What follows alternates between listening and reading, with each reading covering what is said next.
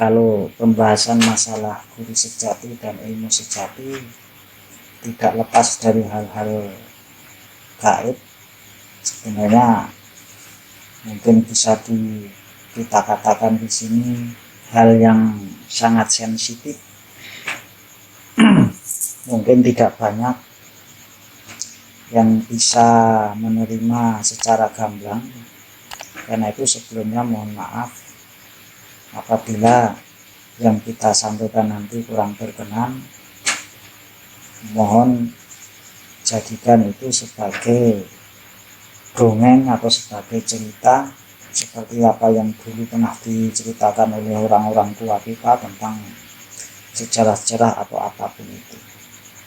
Tapi bagi yang ibaratnya berkenan dan mungkin bergelut di dunia sananya, ya kita mungkin bisa saling berbagi pengetahuan, karena memang kalau bilang masalah pengetahuan itu tidak akan pernah ada habisnya, karena memang ilmu Tuhan itu maha luas, tidak terbatas, tidak terbayangkan, tidak tergambarkan, dan tidak terucapkan.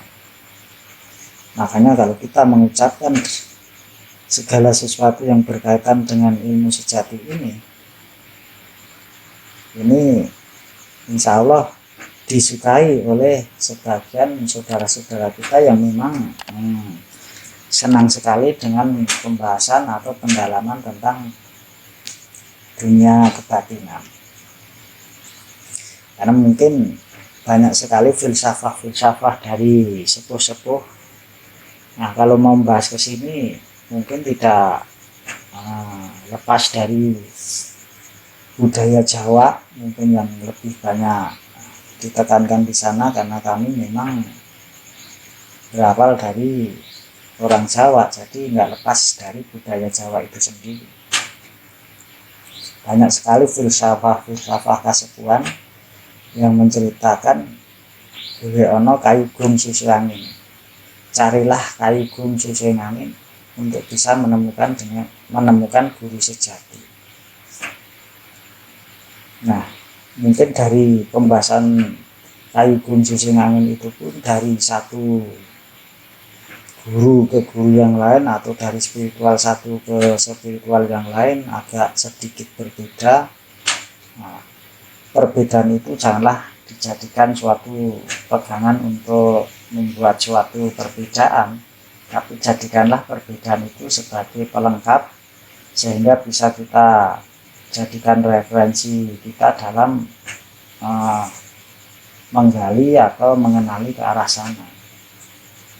Kalau mungkin pengalaman saya pribadi, dalam otak-atik gathuknya sebutan kayu gum susu angin yang harus kita cari untuk bisa menemukan guru sejati ataupun ilmu sejati tersebut.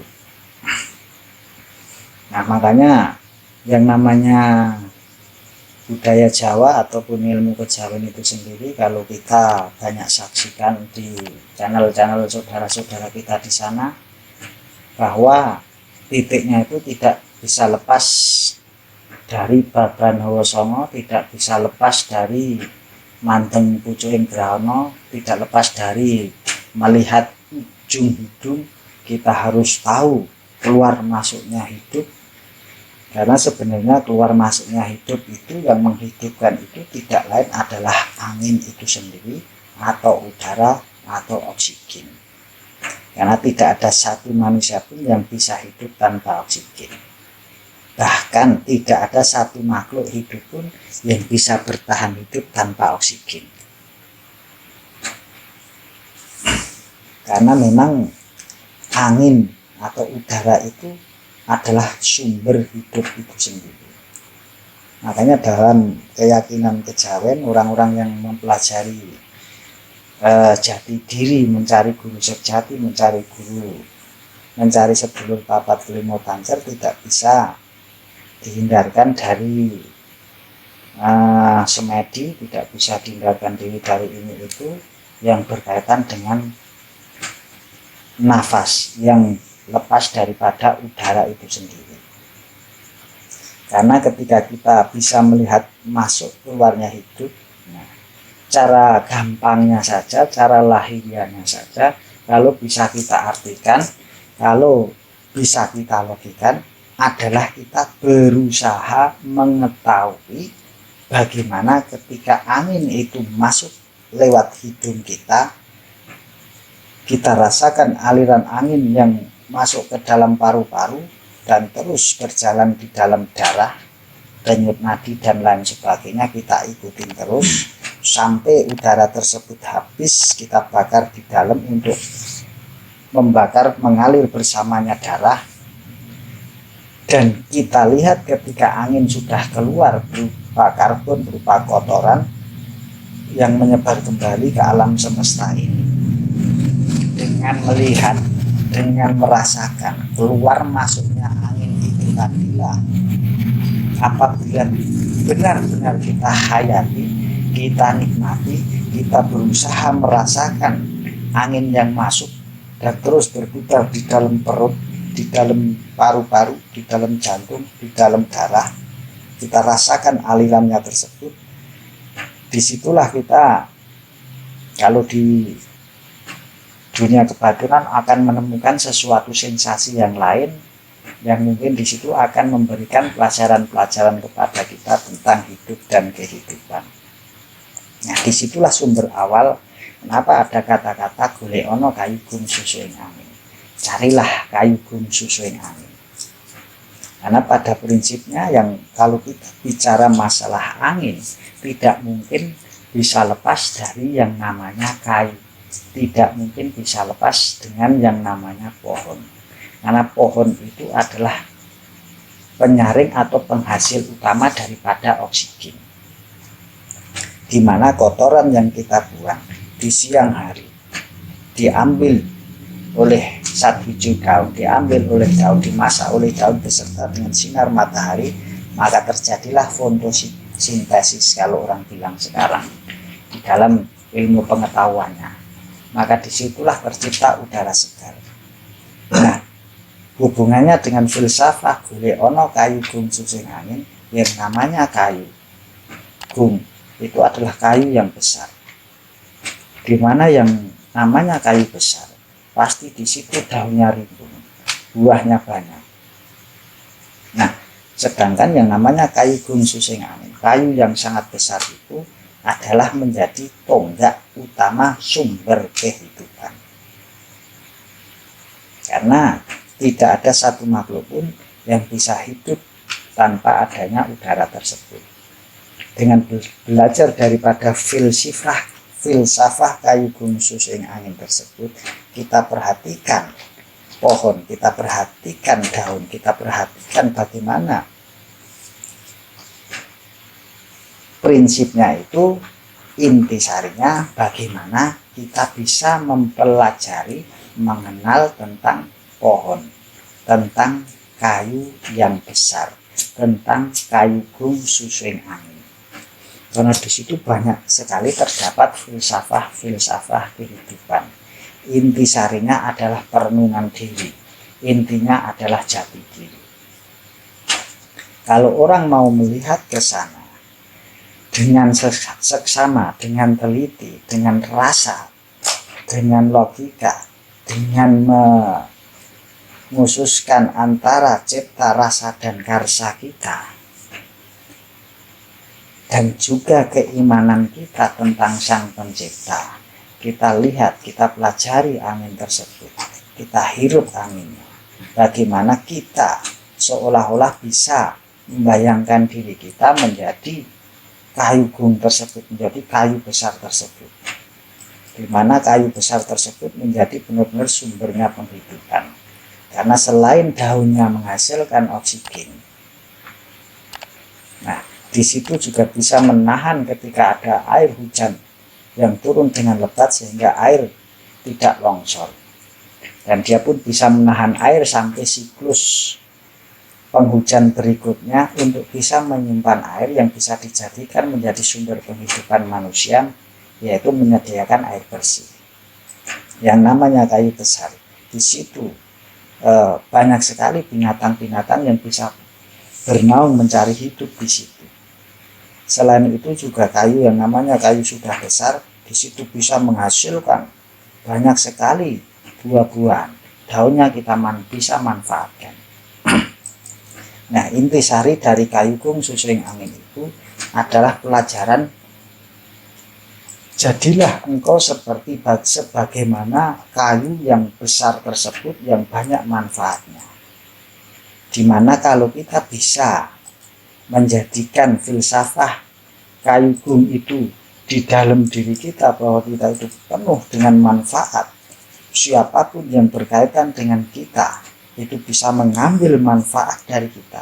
Kita bisa berikan manfaat kepada sebanyak-banyaknya kaum, tidak hanya yang lahir tapi juga yang batin.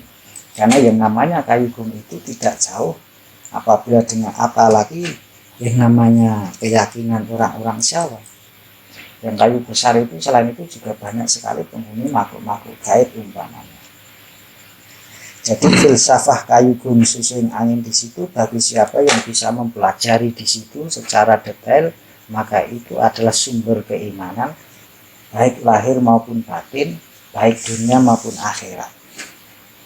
Di mana orang yang bisa menjadikan dirinya sebagaimana pohon yang besar tersebut yang penuh dengan manfaat, sedangkan dia sedikit sekali atau susah sekali dicari mudorotnya atau kejelekannya. Karena banyak sekali kehidupan ini yang bergantung kepada yang namanya sosok pohon tersebut. Nah, apabila kita bisa mempraktekkan diri kita sebagaimana pohon yang besar tersebut yang tidak pernah berbuat kerusakan, namun selalu berbuat manfaat, baik itu kepada manusia, baik itu kepada hewan, baik itu kepada yang gaib. Nah, makanya kayu gum susung angin ini menjadi simbol utama bagi orang-orang yang benar-benar ingin mencari jati diri, ingin mencari guru sejati. Bahwa pada prinsipnya siapapun yang sudah menemukan ilmu sejati, guru sejati yang sebagaimana digambarkan kayu gum susung angin ini, dia akan menjadi manusia yang penuh dengan manfaat, di mana dia tidak pernah mengkhususkan manfaatnya kepada apa, tapi dia bermanfaat bagi siapapun yang ada di sekelilingnya, baik itu hewan, baik itu tumbuhan, baik itu manusia-manusia yang lain, baik itu yang gaib, baik itu tanahnya di situ pun terlindungi, airnya juga terlindungi. Itulah kalau kita kaji dari filsafah kayu gum susung angin. Makanya bagi siapa yang bisa menemukan jati dirinya, dia akan bisa mempelajari arti makna dari filsafah kayu gum susung angin tersebut. Nah, kalau kita gali lagi lebih dalam lagi, yang namanya manusia ini apabila dia bisa duduk sebagaimana filsafah kayu gum susung angin tersebut, diyakinin dengan sesungguhnya keyakinan bahwa mau tidak mau, diakui ataupun tidak diakui, bahwa di dalam diri manusia itu pun banyak sekali makhluk-makhluk Allah yang dititipkan kepada kita, yang diamanahkan kepada kita. Bahwa di dalam jati diri manusia itu tadi, yang paling mutlak, yang paling dalam, yang menghidupkan, itu disebut dengan roh. Sedangkan wakil ruh itu ada yang disebut dengan jiwa. Sedangkan jiwa itu mempunyai banyak sekali pendamping-pendamping. Mungkin ada yang menyebut dengan sedulur papat kelima pancer. Ada juga dengan malaikat 4. Ada juga dengan kodam-kodamullah yang ada di dalam tubuhnya. Ada juga mikro-mikroorganisme. Ada juga di situ banyak sekali yang nggak terhitung di dalam tubuhnya. Bagaimana dia bisa melindungi segala umat yang ada di dalam tubuh pribadinya itu, bisa mencukupi segala kebutuhannya tanpa menyakiti badan itu sendiri yang berwujud badan manusia itu sendiri. Maka diibaratkan kayu bungsu sing angin ketika ada hujan batu yang sangat lebat.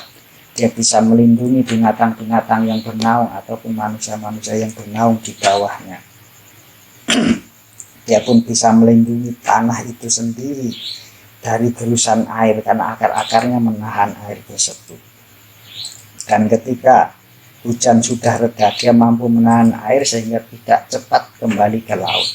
Namun dia mengalir perlahan-lahan yang bisa dimanfaatkan oleh segala makhluk yang ada ini untuk sumber penghidupan. Untuk minum baik itu manusia maupun binatang. Itulah filsafah kayu bungsu suing angin. Kalau kita kembali kepada guru sejati dan ilmu sejati, makanya sebenarnya guru sejati adanya di dalam diri kita sendiri. Kalau mungkin saya boleh bilang sedikit, mungkin bisa dikatakan jiwa itulah guru sejati kita. Karena sesungguhnya bahwa jiwa itulah yang memberi komando kepada gaib-gaib yang ada di dalam diri kita. Karena jiwa itulah sebenarnya adalah prinsip dasar watak sifat manusia itu sendiri. Nah, makanya dialah yang bisa bicara dengan yang namanya kegaiban karena dia memang juga gaib.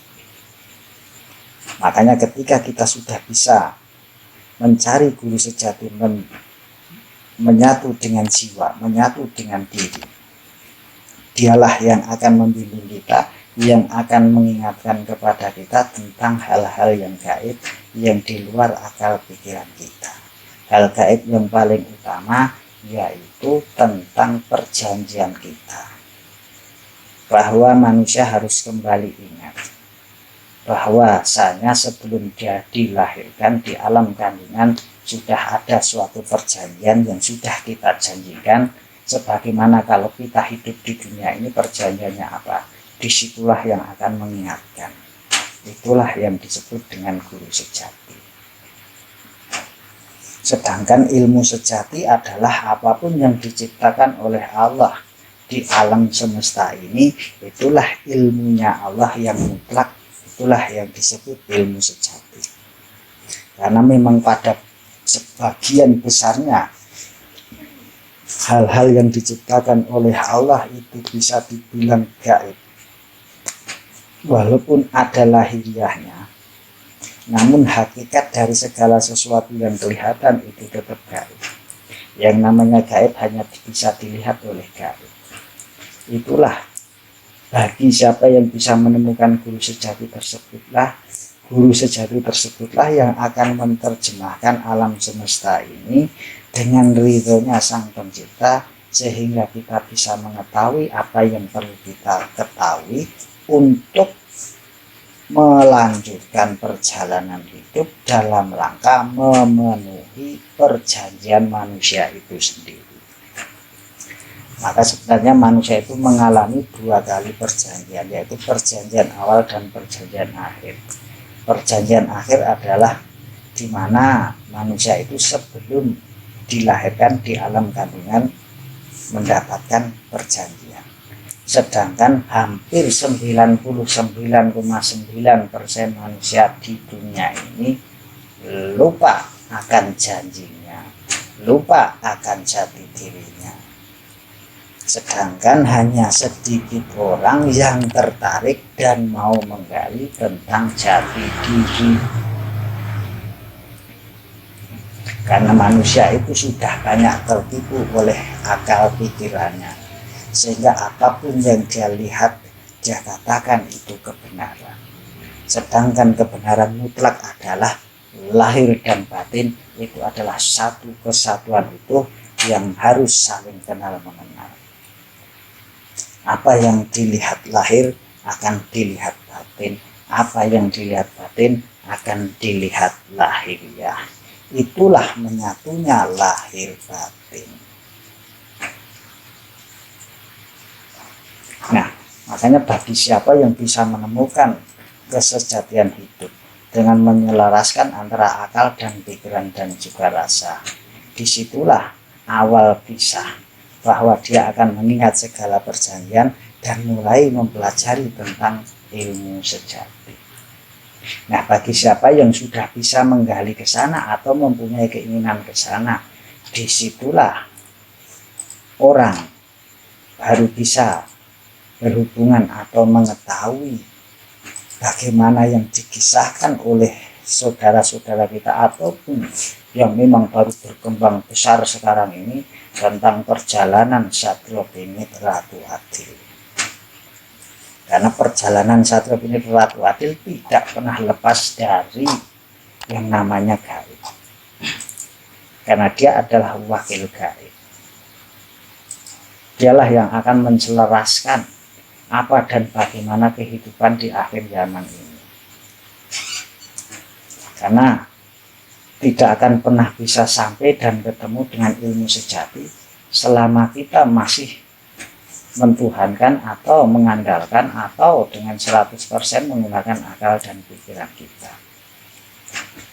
Ingat dan lihatlah, kembali saksikanlah, bacalah kembali sejarah demi sejarah, baik itu Rasul, baik itu utusan-utusan yang lain, baik itu pemuka agama apapun dimanapun berada zaman dulu-dulunya, untuk mendapatkan kesejatian, untuk mendapatkan wahyu, untuk mendapatkan segala sesuatu yang berkaitan dengan berita-berita gaib, pasti mereka melampaui langkah demi langkah yang intinya itu menuju ke arah batin.